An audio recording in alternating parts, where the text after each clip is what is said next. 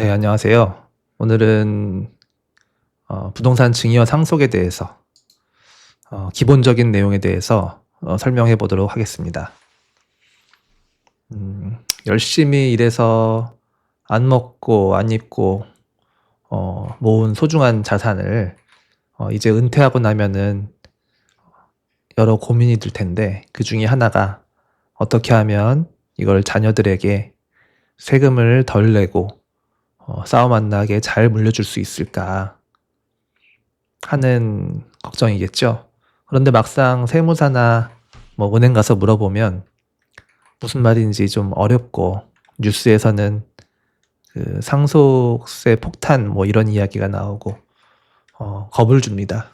그래서 걱정이 많이 되시는 분들이 궁금해하는 내용들 중심으로 한 10분 정도로 요약해서 한번 설명해 보도록 하겠습니다.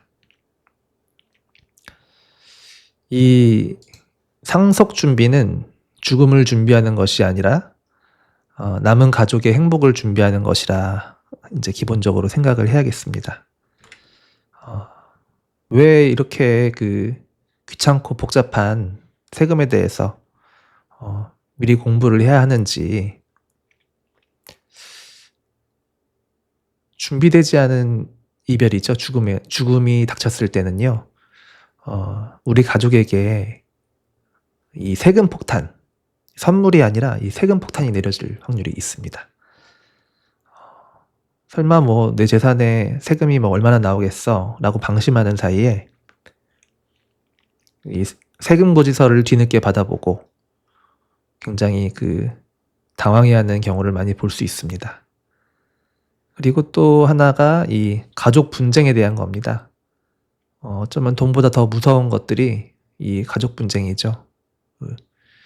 오늘 이 가족 분쟁에 대한 이야기는 없지만 이 부동산에 대해서, 이 상속에 대해서 가족 분쟁에 대한 문제는 비일비재하게 볼 수 있습니다. 법정에서 뭐 얼굴 붉히고 싸우는 경우 정말 많이 볼 수 있는 경우죠.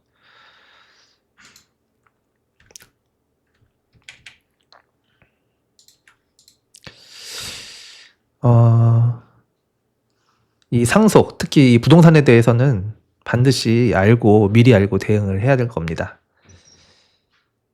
먼저 이제 이 세금의 기본 원리에 대해서 알아야 되는데, 이 세금은 뭉쳐 있으면 죽습니다. 그리고 흩어지면 산다 하는 개념이 있습니다. 그게 어떤 거냐면, 이 상속세는 돌아가신 분이 남긴 재산을 한 덩어리로 봅니다. 그래서 만약에 100억을 남겼다 그러면 자식이 10명이든 1명이든 일단 100억 기준으로 세금을 왕창 떼갑니다. 이걸 다른 말로 유산세라고 하기도 합니다. 그리고 증여세는 받는 사람 기준입니다. 그래서 내가 10억에 대한 것을 뭐 자식 4명에게 2억 5천씩 나눠줬다. 그러면 이 세금도 각각 2억 5천에 대한 기준으로 계산이 됩니다. 금액이 쪼개지니까 세율이 내려가죠. 그래서 이제 뭐 다들 살아있을 때 미리미리 쪼개서 줘라 하는 말이 나오는 겁니다. 그런데 이게 부동산이 될 경우면은 좀 이야기가 좀 달라지죠.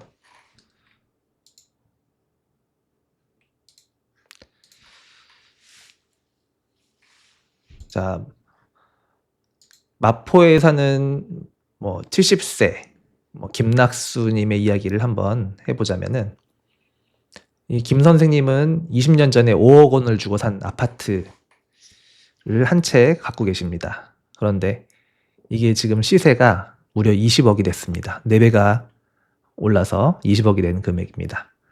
이런 상황이면 고민이 되겠죠. 지금 이걸 팔아서 자식들을 나눠줄까? 아니면 집 명의를 바꿔줄까? 이게 증여죠. 집 명의를 바꿔줄까? 아니면 쥐고 있다가 내가 죽으면 저절로 이제 상속이 될 수 있도록 할까? 여러분이라면 어떻게 하시겠습니까? 결론부터 이야기하면 함부로 팔거나 증여하지 마시고 끝까지 쥐고 있는 것이 유리합니다. 왜 그런지 한번 하나씩 따져보도록 하겠습니다.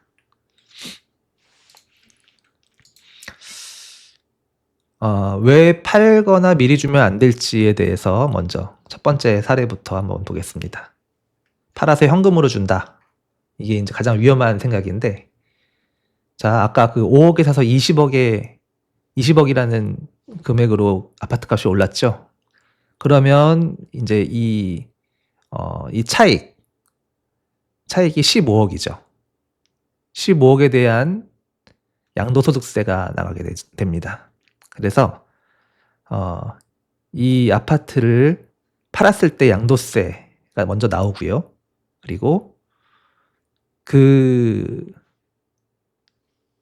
팔아서 생긴 그 돈을 자녀에게 준다 하면 또 증여세가 발생합니다. 그래서 세금을 두 번 두들겨 맞는 경우가 되는 거죠. 거의 뭐 절반이 세금으로 날아가게 됩니다. 그래서 이제 이건 제일 비추천하는 이야기고요. 두 번째, 증여하는 거죠. 명의를 이제 자녀 명의로 해주는 겁니다. 아파트가 이제 20억이죠. 20억에 대한 증여세가 부과되는 겁니다. 근데 이것도 만만치가 않습니다. 아파트는 이제 시세가 20억이면 20억에 대해서 세금을 그대로 매깁니다. 그러니까 한 6억, 7억 정도가 나온다고 볼 수 있습니다. 이 돈 자녀가 보통 가지고 있는 경우가 없죠. 그래서 따로 이제 6억, 7억 정도 되는 돈에 대해서 근저당을 잡거나 아니면 집을 팔아야 되는 경우가 생길 수도 있습니다.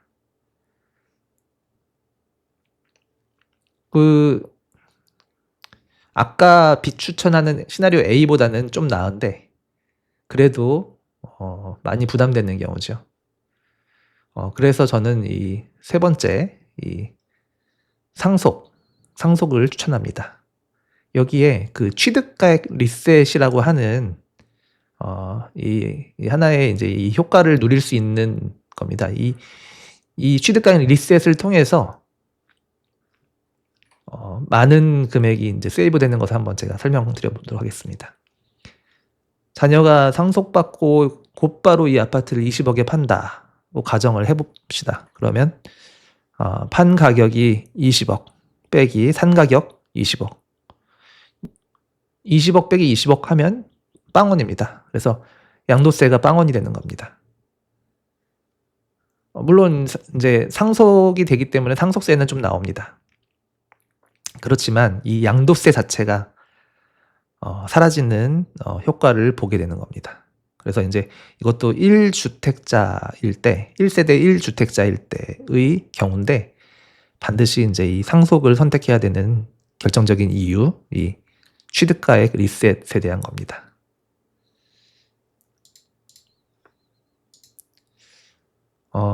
조금 더 심화해서 집값이 오르지 않습니까? 지금 현재 20억이다. 그리고 부부가 공동 명의로 가지고 있다. 근데 이제 한 매년 5%씩 상승한다고 가정을 해보고요. 그리고 10년 뒤에 상속이 된다. 그러니까 이 부부의 남은 이제 시간은 10년이다. 10년 뒤엔 죽는다. 했을 때의 경우를 한번 계산해 보도록 하겠습니다. 왜냐하면 이제 뭐 집값이 계속 오르는데 미리 주는 게 낫지 않냐. 20억에 지금 미리 주는 게 낫지 않냐. 집값이 계속 오를 텐데 5%씩 오른다고 보고 한번 계산을 해보는 겁니다. 5%씩 올랐을 때 10년 뒤에는 계산을 해보면 한 32억 정도 됩니다. 그래서 부부 공동명의 50%이기 때문에 지금 증여했을 때 아까 6억 2천 정도 계산이 나왔는데 10년 뒤에 상속을 받아서 10년 뒤에 상속받으면 세금이 오히려 이 4억 2천이 됩니다. 그래서 상속이 오히려 2억이나 더 싸다는 것을 알 수 있습니다. 이게 왜 그러냐면은 부부 공동명의 효과가 있어요. 절반씩 쪼개서 주고, 그리고 배우자 공제, 그리고 전체 공제되는 것들이 공제가 2번이 됩니다. 그래서 결국에는 10년 뒤에 팔든 지금 예전에 싸게 샀던 것을 지금 팔든 간에 결국에는 이 상속을 통한 방법이 가장 좋은 방법이라고 할 수 있습니다. 공동명의일수록 더 유리하고요. 조급해할 필요 없이 그냥 시간을 자기 편으로 두는 것이 좋습니다.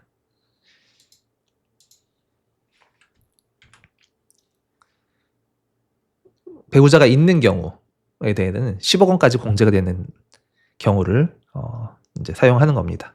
그래서 배우자가 살아계신다면 10억 원까지 상속세가 없습니다. 그리고 이 상속세 부담이 적기 때문에 웬만하면 끝까지 가지고 계시다가 상속으로 넘기는 게 양도세를 아끼는 길이라고 볼 수 있습니다. 그래도 이제 뭐 상속세가 줄어들긴 해도 아예 없는 건 아닙니다. 그래서 나중에 세금 낼 돈이 없어서 허둥지둥 되지 않도록 미리 연금저축이나 종신보험 같은 것들로 현금을 미리 마련할 수 있도록 좀 해주시면 좋을 것 같습니다. 네. 자산이 10억 이하인 경우에는 상속세 걱정 없이 그냥 상속세가 이제 안 나온다고 보기 때문에 단 이제 똘똘한 한 채인 경우, 아까 사례처럼 뭐 20억이 넘는 경우는 상속으로 해결하시면 되겠고요. 미리미리 현금 마련하라 하는 내용이었습니다. 그래서 오늘 강의가 막막한 고민이 조금이라도 좀 덜어졌으면 좋겠다는 생각에 마치도록 하겠습니다. 경청해 주셔서 감사합니다.